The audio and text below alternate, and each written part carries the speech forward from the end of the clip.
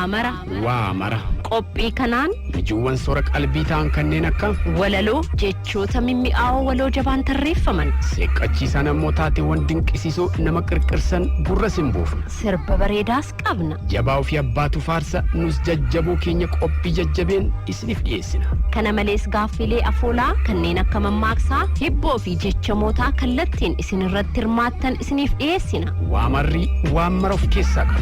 Waamara.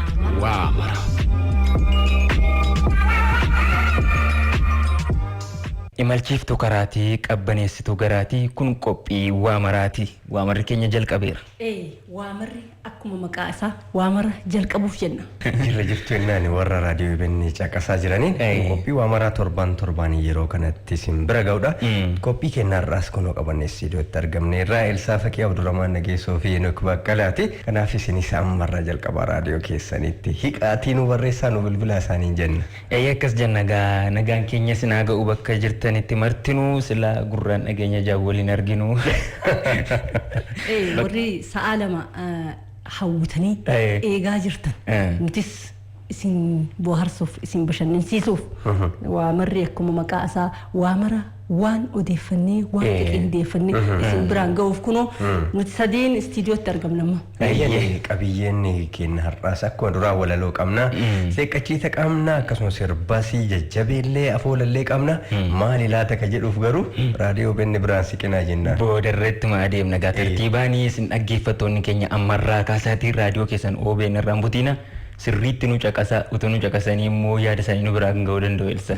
Toora bilbila keenyaatiin 022 fi 861 yaada isaanii nu biraan ga'uu ni danda'an. Akkasuma immoo karaa ergaa gabaabaa 8330 irratti nuuf haa barreessanii jenna.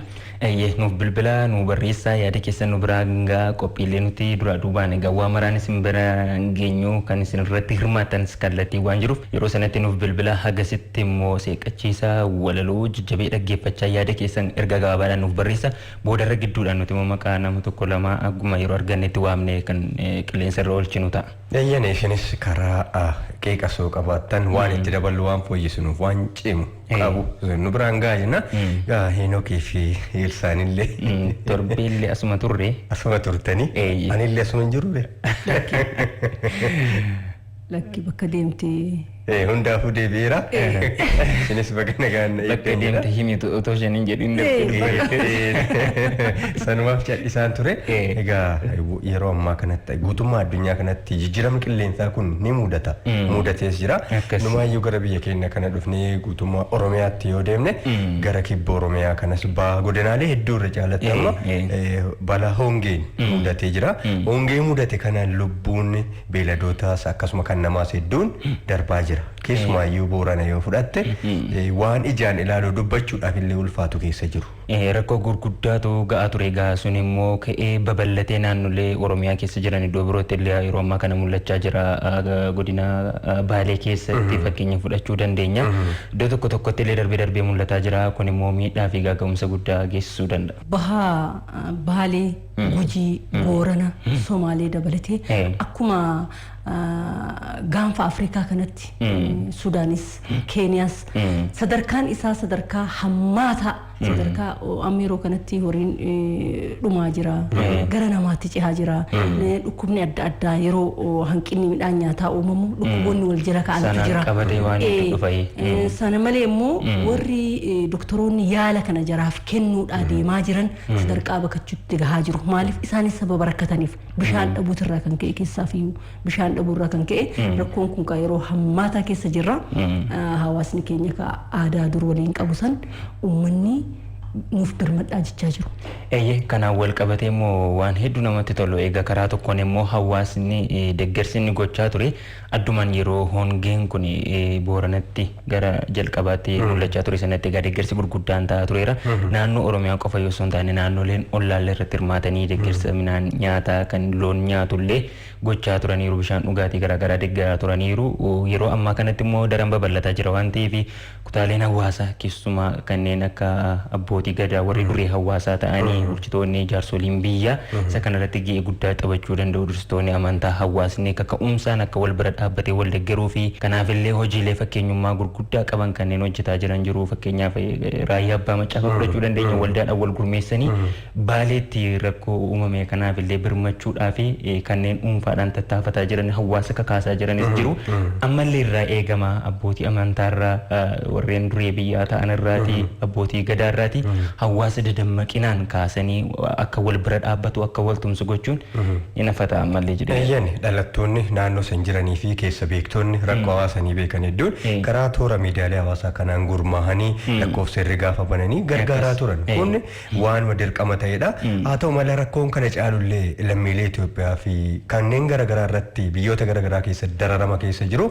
Inni kun akkuma jirutti ta'e keessumayyuu Suudi Arabiyaa keessatti yeroo adda lammiileen Itoophiyaa hedduun isaanii achi dararamaa jiru. Kana mormii kan dhageessisuudhaaf ammoo namoota dhuunfaas ta'e namoonni dhaabbileen garaagaraa waan garaagaraa mallattoolee garaagaraatiin dararrii mana hidhaa keessatti isaan dararamaa jiran kanneen mul'isaa jiran kumaatama jechuudha. Maaliif egaati ijoolleewwan kun yeroo biyyarraa gara sanatti baqatanii mana hidhaa Suudii kana keessatti yeroo dheeraadhaaf dabarsaniiru haa ta'u malee hagarraayyuu furmaata argachuu hin dandeenye isa kanaaf sagalee ta'uudhaaf egaa yeroo amma karaalee miidiyaalee hawaasaatiinis deddeemaa jira. Aga danda'ametti egaa lammiisaaf tumsuutu irraa eegama yeroo itti sagalee waliif ta'an yoona jedhu. Namni kamiyyuu dirqama nama beekamtii qabu ta'uu hin qabu. Nam tokko gargaaruuf nama ta'uun gahaadha. Nam tokko gargaaruudhaaf nama ta'uun ni gaha waan ta'eef karaa tiktookiidhaan hawaasni keenya gadi bahee waan adda addaa hin hojjeta. Kanaafiyyuu gaheen uummata keenyaaf taphannu gahan dandeenyu tiktookiinis ta'e weellistoonnis hin danda'an weellistoonni konsartii adda addaa qopheessaniitiin sagalee ta'uu ni danda'u hawaasa isaanii dammaqsanii konsartii qopheessanii uummata hongeedhaaf miidhameefis uummata biyya arabaatti rakkachaa jiran kanaafis sagalee ta'uu danda'u. Kanaafuu hawaasni kamiyyuu gahee hanga dandeenyuun wal cinaa dhaabbachuun barbaachisaadha. Eenika kana wal qabatee keessumayyuu kama mootummaatiinis ta'e karaa dhaabbilee mirga falmattoota mirga dhala namaatiif akka addunyaatti jiranillee quuqama lammummaadhaaf qaban lubbuu namaati.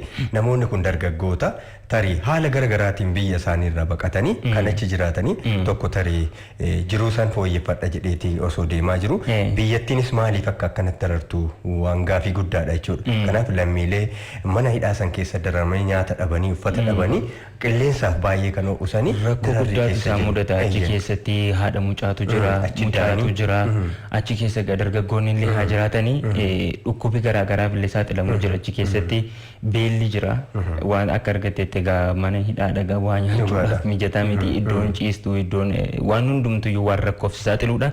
Rakkoo hamaadha kan isaan keessa jiran waan ta'eef waliif tumsuu waliif birmachuu sagalee waliif ta'uutu gaarii ta'a. Eeyyanii yoo kana jennee mattaansuudhaan Heenokii waloo tokko waliin turtii godheera. Waloo seen dabalaa wajjin. Waloo seen dabalaa nama cimaadha. Nama waan artii kana keessumaayyuu haala yeroo wal qabatee wantoota garaagaraa waliin waan ati barbaadde walaleessuu nama danda'u. Mee kanaafuu Heenookiif yeroo kennine. Heenookiif mee haasawaa isaanuma dhiisna. Eeyyanii mee waloo seen dabalaa wajjin turtii Heenook taasise kana isaaniif dhiifnaa kunoo dhaggeeffadha.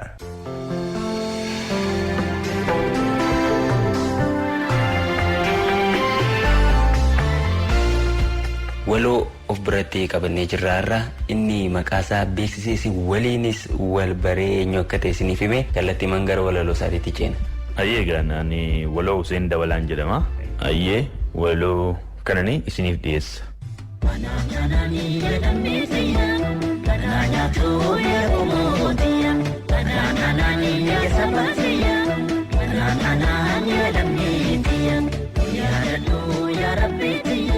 yoonaka dagaleef sagalee saba ofii ta'uun yoonaka beekanii ga'ee ofii ba'uun yawwaaq ata ajaa namaa baaftee waan ajomtuu namarkaa laga rakkinaa kanaa atumti nu baasikaa silaa bari'uu ni banatu dhi'uu ni danqaratu garuu kullachan dhimnaan falamaanii falatu yoo dalagan malee maaddiin hin mi'ooftu yoo mu'atan malee jireenyi hin mijooftu jedhanii lageeniif gaarreen idduu ba'anii waan ilmoon namaan taane akka malle ta'ani.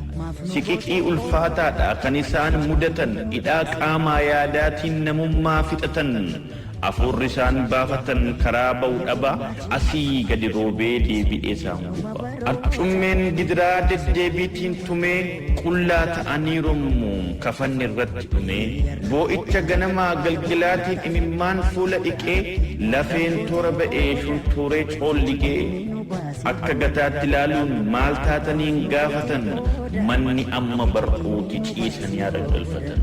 Ilmoon man karaartee arma haadhaa qabdee armi haadhaa gognaan wanta hootu dhabdee miidhama qoonqootiif sabiyyii wal dhaalaa duuti harka haadhaa irratti ija keessa laalaa. Kana fa'iin itti dhimmaatee gaddii dhiphina yaaddootiin maraattee qalbii dhabdii. Beektu gatiin haadhaa immoo guddaadha mitiiree biyyi haadha malee ijaaramte jirti. Saafin lola deemaa silaa biyyaaf bu'aa imimmaan coccobsaa diriirfatee du'aa. Xiyyeeffannoo dhabuun waan uffatu daaree qinii fi injiraanni guuboo itti jaare. Guyyaan dukkanaa'ee jiruun bita ta'e akka baala mukaatti lubbuun meeqa ta'e. Waa'ee dhiiga rakkoo kan rakkate beekaa karaa ilaalaa jira iji haadha meeqaa. Ammatuu bishaaniif midhaan irraa cinnee utuu omaan nyaatiin guyyaa sadii fixne akkam taana maaltu nutti dhaga'ama amileessa kamiin jiraachuun danda'ama. Akkasiin lammiin ofii utuu arguu dararaa maaltu namatti tola maaltu nama marara. Argaatu dhaga'anii haala akkas ulfaatu maalla dhibe jedhanii callisuu hin taatu. Bakka kamuu jiraannus onneerraa na'uufiin beeki waan guddaadha sagalee ta'uufiin. Akkatti waliif quuqamnuun orminu madaala qinnaaf laafina keenya kanarratti ilaala. Waliif haa dhimminu waliif haa dhimmannu waliif rabbiin malee homaa tokko hin qabnu. Yoonakaa dagaleef sagalee saba ofii ta'uun yoonakaa beekanii ga'ee ofii ba'u. Jiruun biyya ormaa maal jireenyaa jedhu danda'uudha malee obsuudhaa lachittu maal godhu. Yoom kanaan ifeete rakkoo farkan kennuutu si baasee biyyaa. Kanaanani yadamee biyyaa kanaa nyaatu eegumoo biyyaa.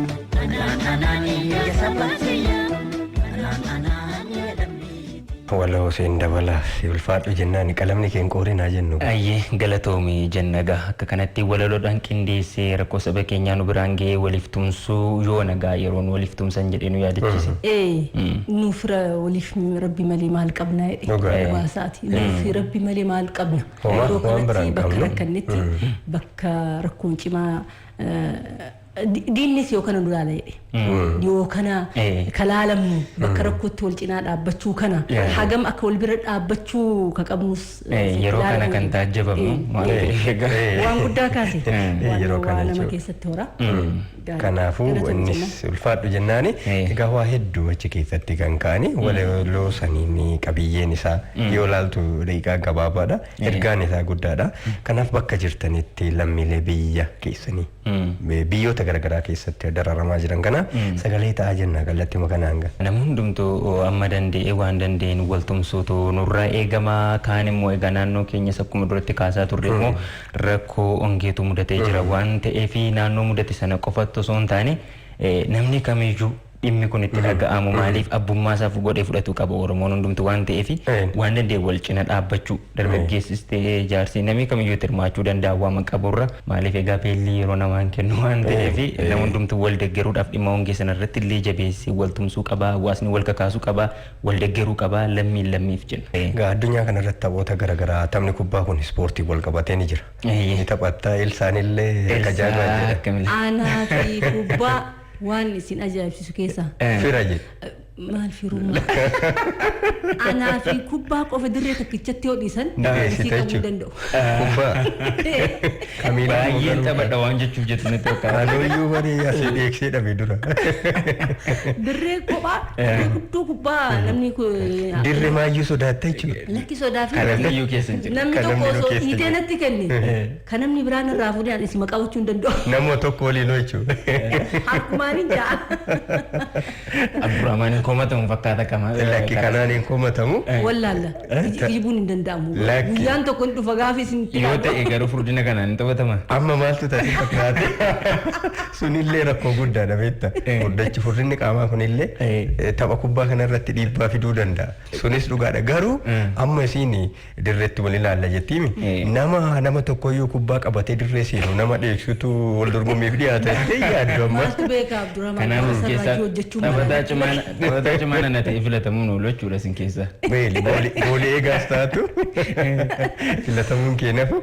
Waan malee hin kaafneeti mee Waan maal? malee hin kaafne Pirimeer Liigii Ingilaandi keessatti taateen tokko ta'eera.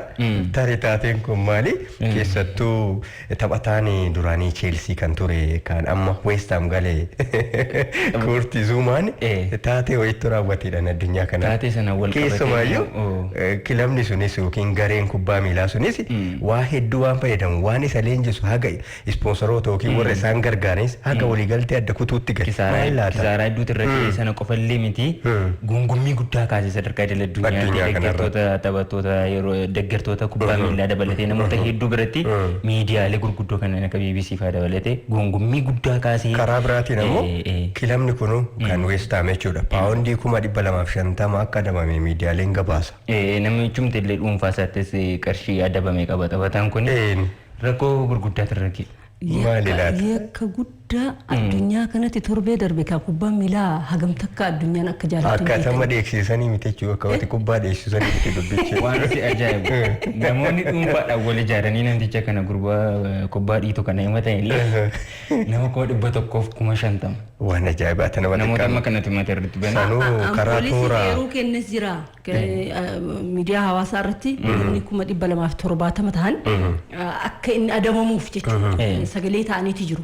Namoonni 150 kun karaa onlaayiniin sarararra toorarra warra jiraniitiin himanni akka irratti banamuu fi kanneen warroota mallatteessanidha jechuudha. Sana qofallee miti waan nama ajaa'ibu kilabii akkuma duratti kaasaa turte kanneen ispoonsera ta'uudhaan beekaman Adidas fa'aa dhaabbanni Adidas kophee taphattootaaf dhiyeessuudhaan beekama yeroo baay'ee inni illee hin dhaabe deeggarsa isaa kanneen immoo kilabichumaaf baasii kilabiin tokko baasuu gaa beekamaadha gaafa dirreetti seenu uffatni jira nyaatni jira waan hedduu jira baasii kana dandee ispoonser kan godhullee irraa dhaabe maal balleesse laata namichi kun. Kanaaf mee waan inni balleesse hawaasni yoo nu gurra qeensaa jira laata maali badiin isaa kana jechuu hin oolanii beeki.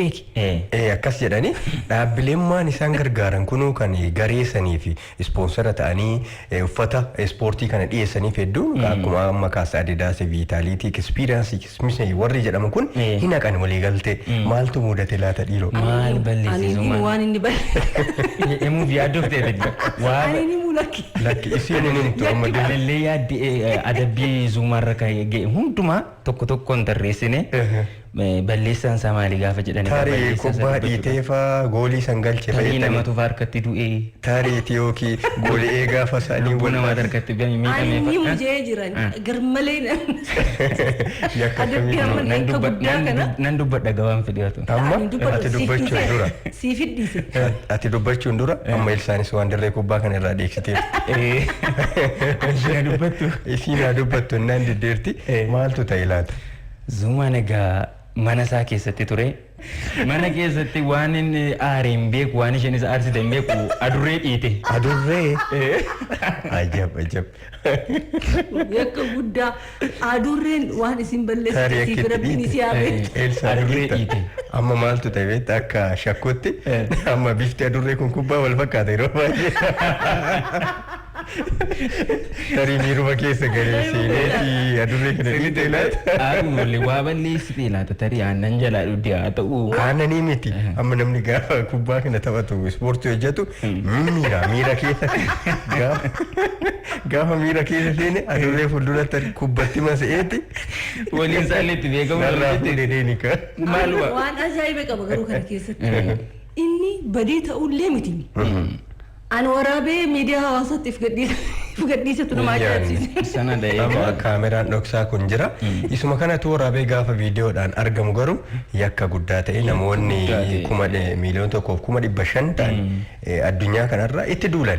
Tarii maal faatu qabeetta yeroo baay'ee tapha kanneen keessatti wal dhidhiibbaan sanyummaa kana faatu mul'ata. Warra gurraachotaa kana warri adiin kun ni qeeqa. Kana fata innaadhanii namoonni sababa kanaaf uummanni itti duula jedhanii. Kanaaf irra dabrees maal jedhaa dhaabbanni garaagaraa ispoonsarummaa sana akka haqusi mirga adurratti tanaaf akka gaafatamullee kana hunda eeraa Elsa yoo ansilaa afaan adurree beekee miira ishitti dhagaame kana gaafachuun barbaada sababa isii namni kaampaaniin meeqa kunoo galii dhaabaa jira sababa miirana warraa jijjichaarti ka torbeellee yaadatte miti torbee darbeesi odeeffannoo adurreettu kiiloogiraama 21 adurratti guddatteeti akkasitti hin fudhatte ajab kiiloogiraama 21 tokkoma daabtu turte miilana muga namni ishee dhiite namni ishee tuqee gadi buusee ulfaatina kana jiraan gaafatamaa jira mirga adurree hin danda'amne boo kanaaf leenjisaa weessaami David Mayos taphataa kana internaashinaala Faransaay keessatti zuumaadhaan taphataa Watford kana keessatti isa guyyaa kibxataa irra jalqabee wanta wadiin akka irratti godhamu malu kallattiin kaameraa kanaaf adurree dhiite taphataan kun warraa jeeti garuu dhuguma nama gaddisiisa yoo adurreen kan tuqanii miti beekama cubbuu nama marartii cubbuu waan mana keessatti illee akkuma Abdurrahmaan jedhe beeyne miiruma keessa seeni kubbaa see dha'uun dhabu suura isaan lamaanii wal biratti miidiyaa hawaasaa kaa'e kan argitu fuuldura keetti argaa jirtan adurrattiin akka bareeddu laalii jisiisii innis bira dhaabbateera kanafaa ture egaa torbee kana ture waa malee kanas hin kaasne siiqqachiisa qabna siiqqachiisa kanaanillee maaltu ta'a laata torbee kana keessa waan raajii waan ta'e tokko waan qindeessine qabna siiqqachiisa kanaanis isa hoo dhaggeeffannoo maal ta'a laata maal jette Elsaa walii galla kanaaf mee siiqqachiisa dhaggeeffanneeti booda walitti dachaana dhaggeeffattoota keenya shimalleessi qilleensarra nu oolcha dhaggeeffannee walitti eebina caqasaa.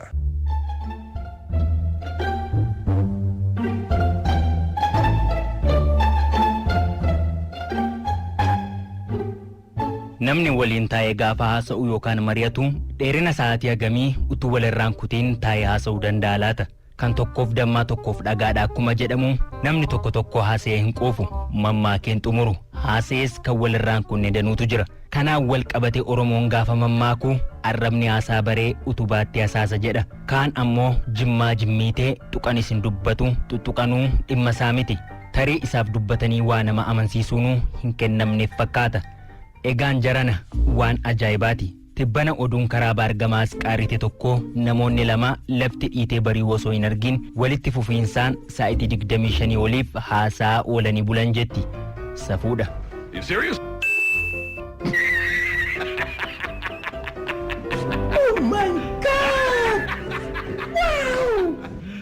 akkamiin garaan beela obsitee sombi arganuun gamee fi laagaan isaaniis dhadhabe hin jenne laata dubbichis akkas ture dhaabbanni raadiyoo OHO jedhamu biyyoota garaagaraatti dameewwan baay'inaan 33 ol ta'an qaba raadiyoo OHO jedhamu irrattis gaazexeessonni sa'aatii 25 fi daqiiqaa 35 guutuu midhaaniif bishaan utuu hin jedhin kallattiidhaan afgaaffii taasisuudhaan galmee Guinness World Record irratti katabaman kunis sa'aatii 25 jechuun halkan guutuu fi guyyaa guutuu irratti sa'aatii tokkoof daqiiqaa 35 dabalatti Zachary Snutko qopheessaa qophii mixtapes show fi waa'ila hojiisaa Colin Kennedy waliin haasaa gochaa turan.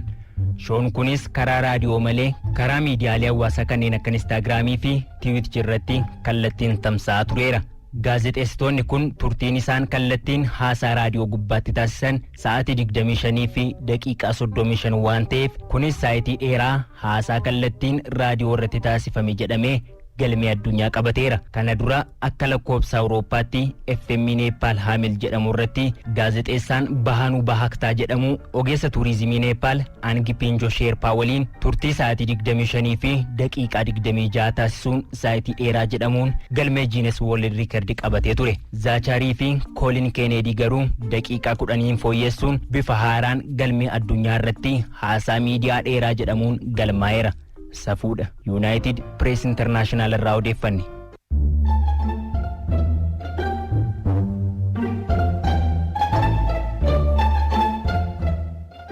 Elsa. Guyyaan tokko lakki Heenookiin dhiisi. Heenookii miti. Safuu deebinuu deebi. Lakki waa'ee safuu ammatti deemna innis waan dubbateef qaba. Maal jechuudha? Guyyaan tokko sa'aatii meeqa qaba? 24. Warri kun sa'aatii meeqa dubbatere? 25. Eessaa fidallaata?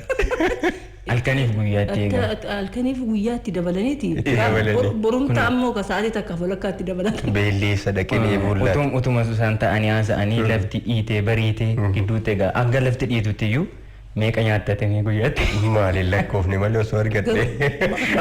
Maal haasawanii jedhan maal haasawanii Wanti irratti dubbatan sun maal haasawan sa'aatii kana as keessa teenye egaa sa'aatii sadiillee yoo dubbatte hagam dadhabsiisa. Hagam dadhabsiisas beela turaa dheebutu jira.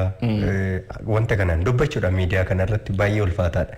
Guyyaa tokkoof sa'aatii egas jechuun baay'ee ulfaataadha. 25 fi daqiiqaa 35 egaa kan isaan kallattiidhaan haasaa taasisanii raadiyoo gubbaatti. Tariiti dhimummaan isaan irratti haasan kunuyyuu waan jaba.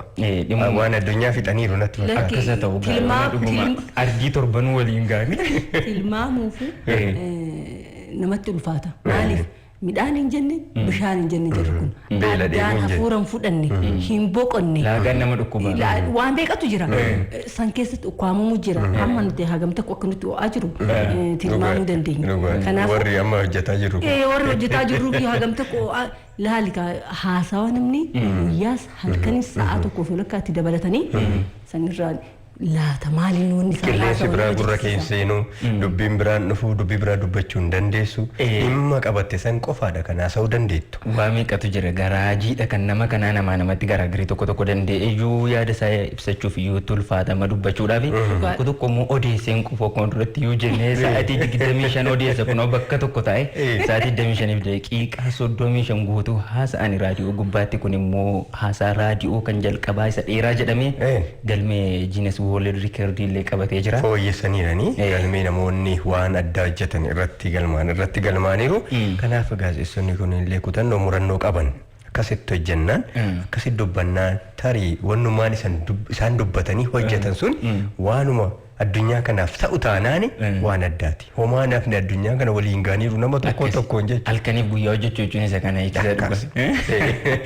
Halkaniif guyyaa hojjechuun isa kana an garuu waan haasawan san silaa beekee dhar'eera beeta. Osoo dhaggeeffatte amma. Laata maali wanni isaan haasawan yeroo sanitti maali warri isaan dhaga'u kun miira isaanii warri isaan gurra kennaniifi isaan haasaa jiran warri immoo gurra kennee dhageeffatu immoo laata. Waan nama ajaa'ibsiisu keessa haasaan isaaniitu ariitii qaba. Yoo dhageeffattee jiraatte hin ariifatu baay'ee ariifatu. Kunis dhiibbaa guddaa qaba. Itti dubbachuu fi suuta dubbachuun garaagarummaa qaba. Yeroo keellee garaagarummaa yeroo irratti waan fidu qaba.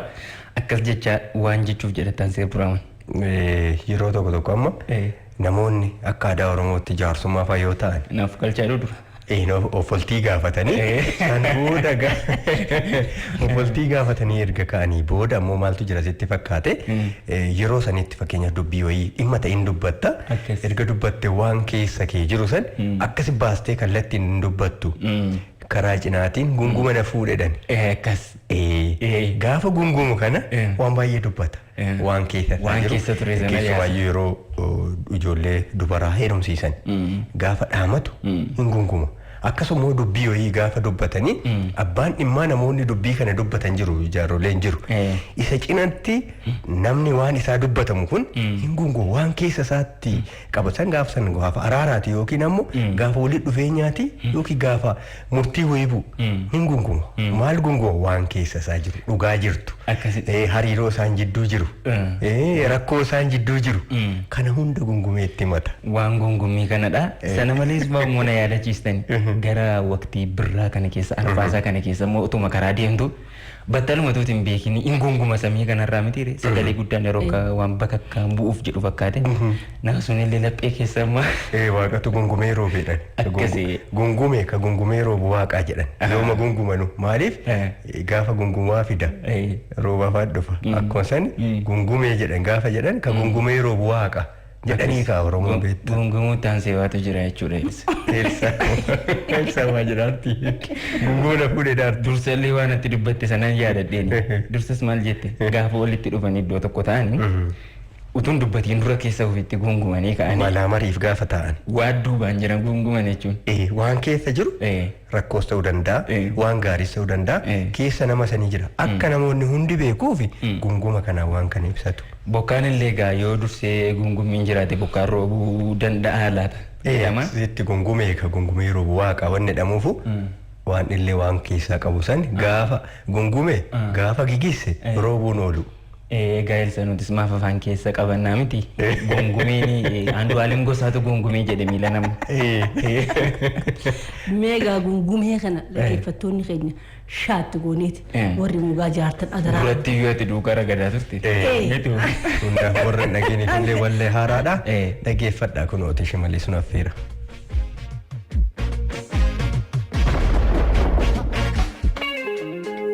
Ganama panna Roma sertu sera namoma waloma waloma gadanggal pinama waloma waloma waloma waloma waloma waloma waloma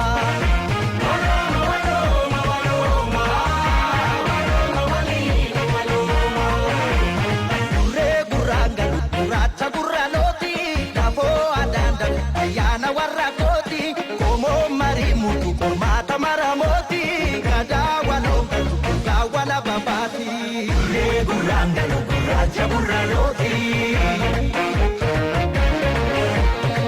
leguranga loguracha burraloti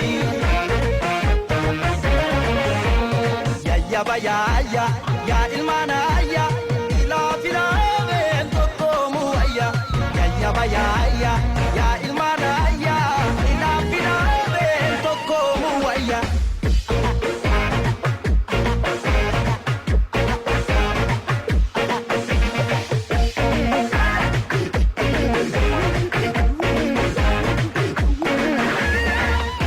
lagal taman sidat jabe moga moga mogati walalu shimbir laga laga murmuri marmaru nakarra karra karratti walwalu manbeka waligalu arki harka harka ide wal sakalu arabni dugadi wan aradal dalu sera madam se mama walulu lakisira kibo yabona bime waka waka waluma wala afrika ya sorego ya sorora walo walfana walenuga watana ya sorego ya sorora walo walfana walenuga watana waloma waloma waloma waloma waloma waloma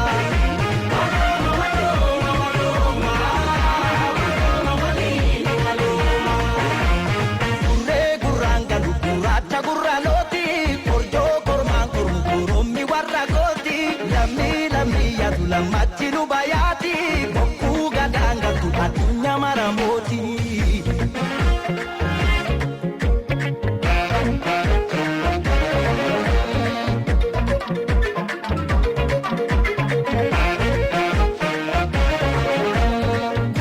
guranga luguracha guraloti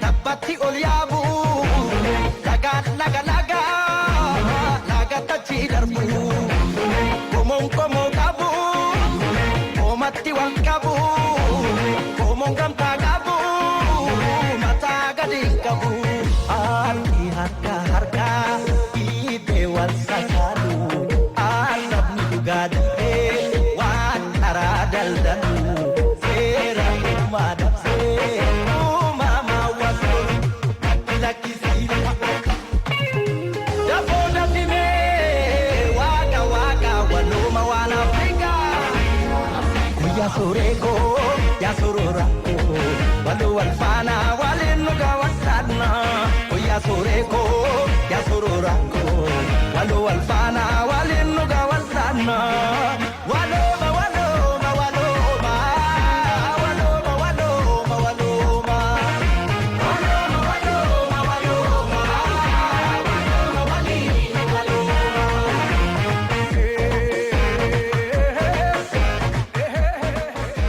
Kasi gungume ka. Ayyee sirba baay'ee bareedaadha gaa guyyaa magariisaa ta'e kan gad dhiifame gungumeenii weellisaa Andu'aalem Gosaa weellisaa jabaa dargaggeessa qaxaleedha.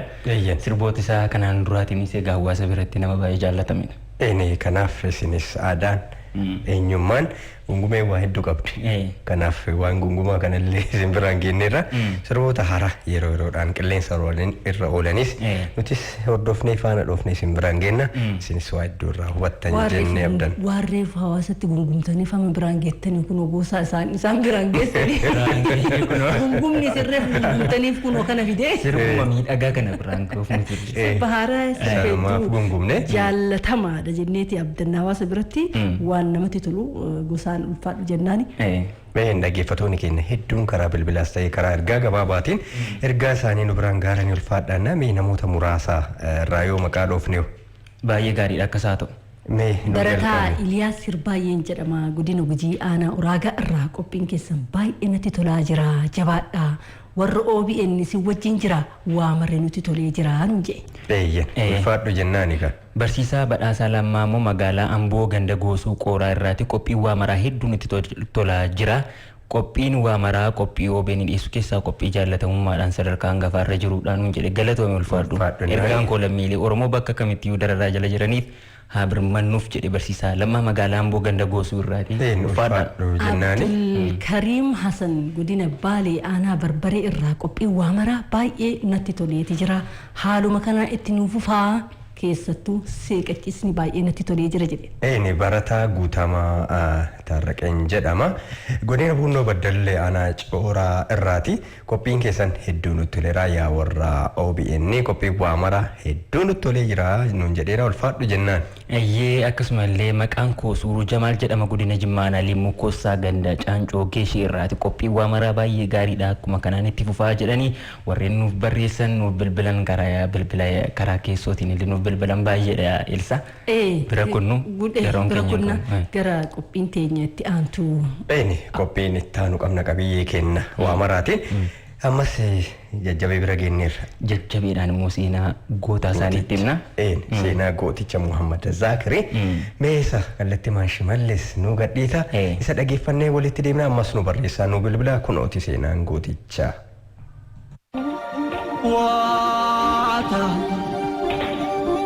warra waaqni abaare kormi maqaa wallaale warra waaqni eebbise kormi maqaa leellisee waata waaqnu lagi abaarsa ijibbaata naraarsa gadee seenaa tureessa meekeen goota faarsa meekeen goota faarsa kaleefiin daachii baasa gurra dhiiraan odeessa gadeen garaa hammeessa. Kun qophii keenya jajjabeewwan OBN irraa simbira ga'uudha. Muhammad Zakir sabboonaa Oromoo wareegama Elemoo Qilxuu fi Ahimad Xaqii booda kan ka'e ture. Maqaa guutuun isaa Muhammad Zaki Sheek Umari. Qabsaa'ota gita isaa ta'an biratti garuu maqaa Meeraa jedhamuun beekama. Abbaan isaa barsiisaa amantaa Islaamaa Sheek Umar Aliyyeedha. Haati isaa immoo Meemunaa Tsaadiq jedhamti. Muhammad bara 1941 Galamsootti dhalate.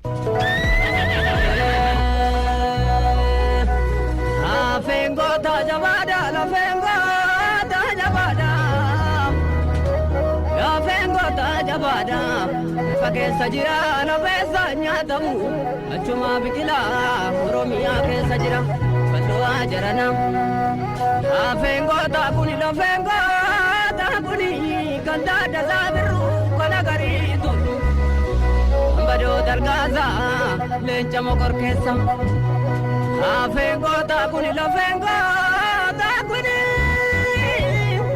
kana lamaa qilxuu qabaa koguutu. Fe bakar ware goota bishee garba kan eebbisa addunyaa jirtu waa jarana.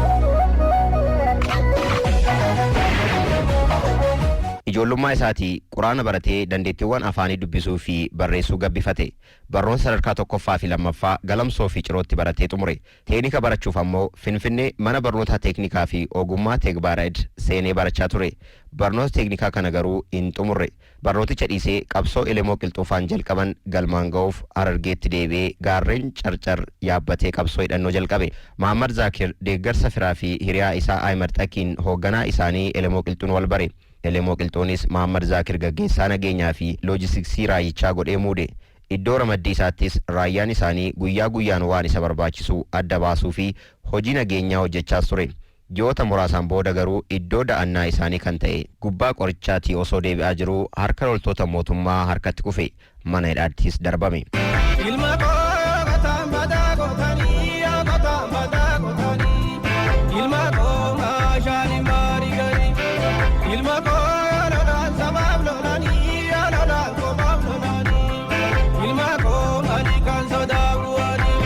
Bara 1966 Qaammee keessa umrii warraaqsa qabsaa'ota Oromoo gubbaa qorichaa bifa nama gaddisuun goolabame. Elemoo Qilxuu, Ahimad Xaqii, Sheek Jamaal Bareedaa, Sheek Aliyyi Arsii fi Mahadii Ahimad firri Mahammad Rashaad Abdullee dirree waraanaa Xiroo irratti wareegaan goolabame. Mootummaan namoota baratan daldaltootaa fi jiraattota magaalaa Galamsoo, Baddeessaa, Machaaraa, Bookee fi Balballeetti dararuu jalqabe. Deeggarsa Elemoo Qilxuufaaf taasisaa turtan jechuun namoota lubbuun qabaman 8 gara mana murtii olaanaa raayyaatti Harargee geessee dhaddacha dhaabe. Lolli qabsaa'otaa fi loltoota mootummaa jidduutti harka raayyaa dargii jalatti kufanii kaan ammoo wareega lubbuu kanfalanii qabsoon isaanii goolabame. Guyyoota ja'an booda mootummaan Haile Sillaasee aangoorraa fonqolchamee dargiin iddoo qabate. Qabsaa'onni qabamanis mana hidhaa naannoo Harare Awzee'itti darbaman. Dararri qorannoo cimaan erga irratti raawwatameen booda dhaddacha mana murtii olaanaa raayyaatiin duutiitti murtaa'e. Murtoon adabbii kun osoo kanumaan jiruu bara 1966 mootummaan dargii hidhamtootaaf dhiifama godhee waan tureef Mahammad Zaakir faan hidhaadhaa hiikamanii ba'an. Warra waaqni abaare kormi maqaa wallaale warra waaqni eebbise kormi maqaa leellisee.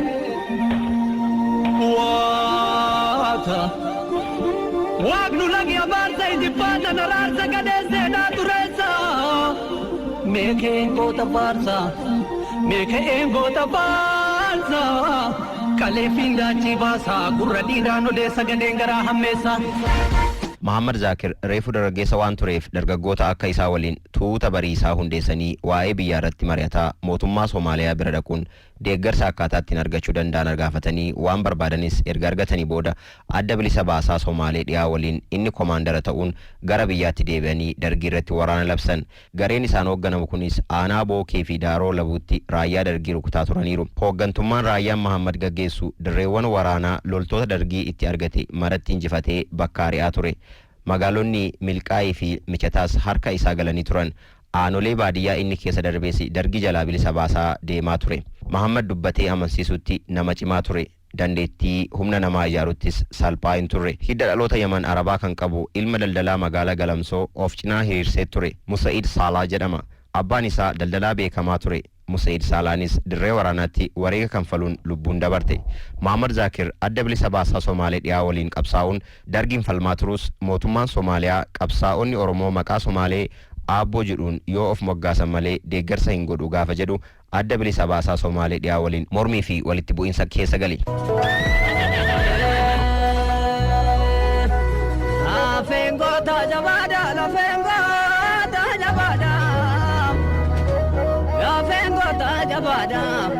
Keessa jira na beessa nyaatamu achuma biqilaa Oromiyaa keessa jira bal'oo jarana lafeen goota kuni kan daadda saabiru kana garii tolu badoo dargaasa leenca mokor keessa lafeen goota kuni kana lamaa qilxu qabaa kokuutu. Fe bakar mare goota bishee garba kan eebbisaa addunyaa jirtu wajarana.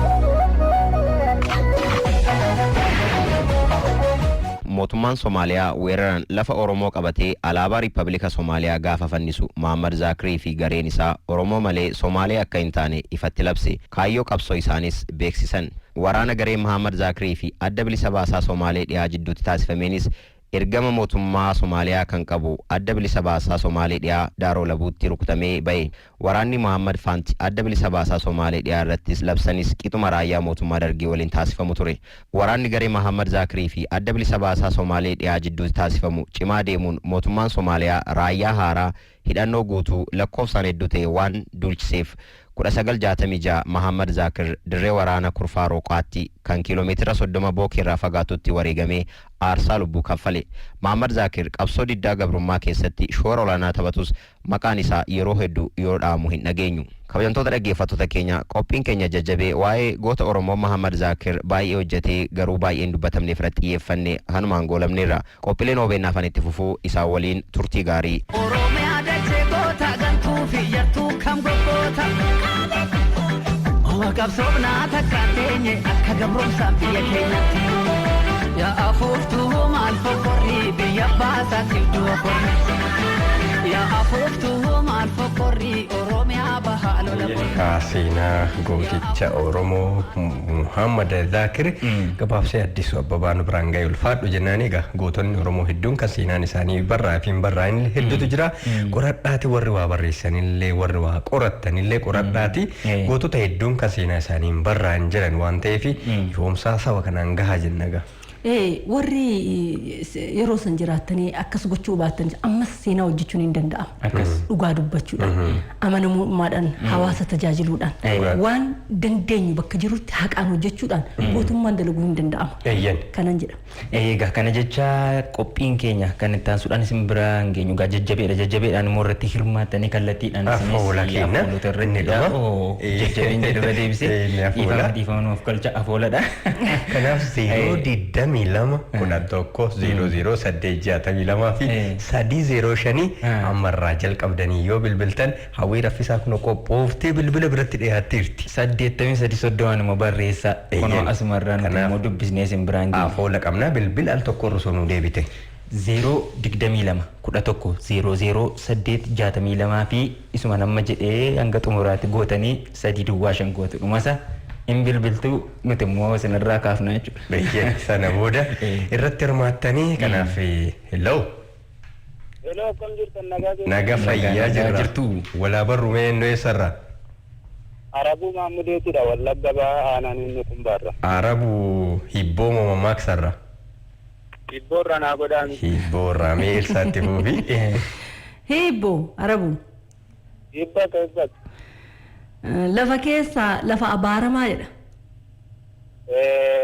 Boolla awwaalaati.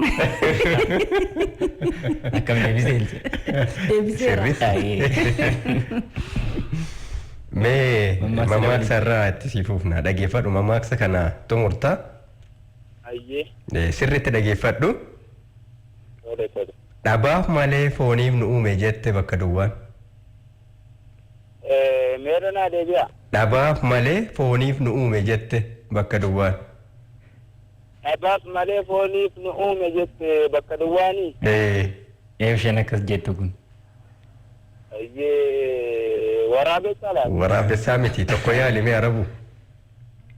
Dhabaaf malee fooniif nu uume jette kanarra naa darbaa bakka hibbootti naa darbaa. Tole iddoo ulfaadhu waan nu beeltee fi galatoomi.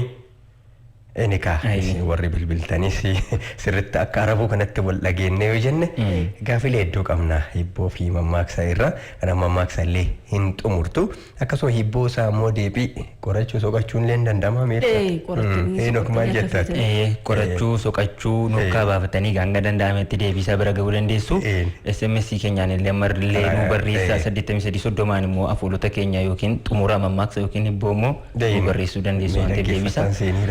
Hello. Hello. Nagaa bultee. Nagaadha eenyuuti. Eenyumaa jirra akkamisin. Jirra galata rabbii. Eenyu eessarra? Ana Darajjee Ijaaran jedhama Arsii Balee Gasgaar ganda Bariiqa Jaaroo irraa isinii bilbila. Tole Darajjee galatoomii hibboo? Eeyyan hibboo maqoon himee ta'a. Hibboo. Eebbaka. Morma qabdi mataan qabdu. Morma qabdi mataan qabdu. Qoradha soqadhu. Qoradhu soqadhu hin danda'amu. Ala galti moo mana galti? Mana galti. Mana galti? Tole garuu dammaanillee haa ta'u. Maali fiiddi jedhanii fagaafatu akkasi qoratanii. Eeyyee qorata tokko mana galti ala galti jedhama muran dhiigaa tuqattiitaa jedhama. Tole haa ta'u hin dandeenye lafuma zinaa kennuure. Tole. Mammaaksa irraa godhifa. Mee mammaaksa irraa darajjee dhaggeeffadhu. Tole mee. Mammaaksa kana xumurtaa. Fuula ilaalii na ilmadhu jette bakka duwwaan. Fuula ilaalii. Na ilmadhu jette bakka duwwaan. Darajje. Tole. Yaal. Ana fuula kuna Geggeessuuf jirra. Fuula ilaalii na ilmadhu jette. Fuula ilaalii na ilmadhu jette saatti. Sa'aattiittu. Akkuma hibboo goona sa'aattiittu. Sa'aatamtu jedhe.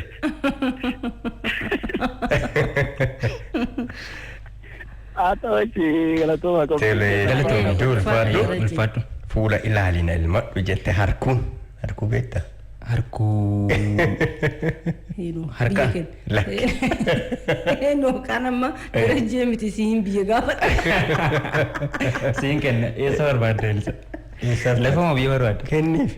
Silaa Oromiyaan gaafadhu Oromiyaan silaa tiyya dura. Biyya turaa barbaadde jechuudha. Kan namaa maal? Lakki. Baqattummaaf taate. Tiyyeessaa nagaa. Tole malee dhufi hello.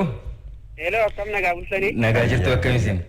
Fayyaa galata rabbi. Ayya jirra hibboorraa si jalqabu eenyu jedhamta garuu maqaa keenaaf meessarraa akkana nuu bilbilteedle.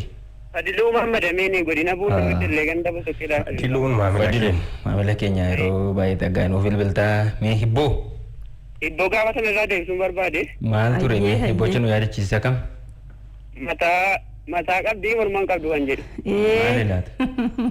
Dabaaqulaa yoon kan bukkeessa jennu. Bukkee argatteerta. Argattee. Carraa namni biraa deebisuufin isa dhoogganis. Mee ammas hibboo dhaggeeffadhu. Ayyee. Tole galgala faca'uu galgala dhabamu. Urjiidha. Argatte. Hin danda'amu. Fadiluume mammaaksa kana xumurtaa. Ayyee. Sirri na dhaggeeffadhu. Gowwaan bakka rafe hunda. Tumure. Gowwaan bakka rafe hunda. Gowwaan bakka rafe hunda. Naagaluu hin dandeenye bakka. Tole ulfaadhu Fadiluu Muhammad Amiin waan nu bilbilteef. Erga gabaabaadhaan warri nu barreessaa jiran koonistaabil Quufaa Ittisuun jedhama miseensa humna addaa Oromiyaa godina Bunnoo Beddellee Aanaa Cawwaaqa irraati qophiin keessan baay'ee namatti tola jedhan koonistaabil. Maamila keenya yeroo hedduu nu barreessu ulfaadhu jennaani kaa namoota hedduutu nu barreessaa jira. Mee Elsaas biras namoota baay'ee. Nashaa Ahmad Harargee Lixaa shanan dugdoo irraa qophiin keessan baay'ee namatti tola. Jabaadhaa galatoomaa nuun jedheeti jira. Abdurrahmaan Hedoon immoo magaalaa Adaamaa irraa qophiileen keessan baay'ee namatti tola akkanumatti itti fufaadhe kun ooluma bira taa'ee nutti dubbata Adaamaa keessa. Asuma. Fageenyi hin daangeessu. Hello. Hello Abdurrahmaan nageessu. Nagaa fayyaa. Akkam nagaa keeti? Jirra galata rabbii walaa barru kaa dhaggeeffatoonni biraallee baay'eetu jira mare. Tole Suleemaan Qaasim Suleemaan Qaasim. Suleemaan akkam? Akkam nagaadha? Jirra kunoo hibboo mammaaksa mammaaksa amma gaafatan tokko. Kan gowwaan bakka rafe hunda. Mana si'a. Argatte Suleemaan. Gaariitti argatte Suleemaan. Mee hibboo si'a gaafannu dhaggeeffadhu. Tole hibboo. Hibba ka. Gaaraa gugatee daaraa uffate. Anaa takkatti si'eedha. Mee tanaa yaaluu jalqaba yaali Suleemaan. Daakuun ta'u.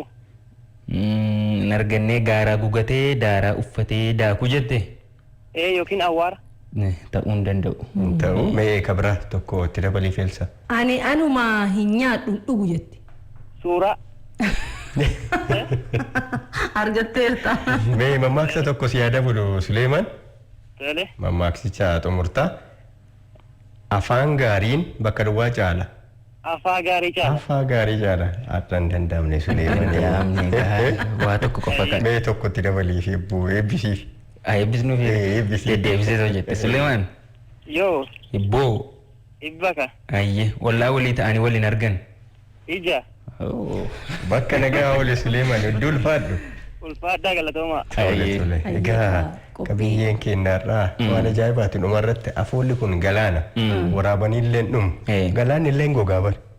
Egaa gogaa waan hin oolle nama gogaa. Gogaa balaa uumama garaagaraatiin tarii goguu danda'a illee fayyadamanillee hamma tokko hir'isan garuu akkasuma ta'a. Kuni kan Oromoo afoolli kun waan dhumu miti. Egaa qophii waamaraa keenya har'aa kana walaloodhaan wala Hussein Dabalaa waliin akkasuma seeqachiisanillee taateewwan gaazexeessonni addunyaa isaa 25 olii fi haasaa godhan akkasuma sirba haaraallee gungumee Andu'aalam Gosaa nu biraan gahee jajjabee keenyaan seenaa gooticha Muhammad Zaakiri afoolaan hibboo mammaaksa simbiraan geenne. Akkasuma egaa kanneen kana simbiraan gahuudhaan isin faana kan turre Henook Baqqalaa Abdurrahmaan Nageessoo Elsaa Faqii turre akkasuma illee gama ogummaa teeknikaatiin immoo Shimallis Lammaa fi bilbila qajeelchuudhaan hawwii raffisaa turanii nuti kanumaan xumurraa qophiin OBN itti fufuu torban nagaa isin haa ta'u jenna. Ayyee guyyaa gaarii isaanii haa ta'u waamarri torbee irraa akkanumatti walitti dachaanan ja'a isaanis gaa hawwiidhaan haa eeggatanii ulmaa gaarii isin haa ta'u.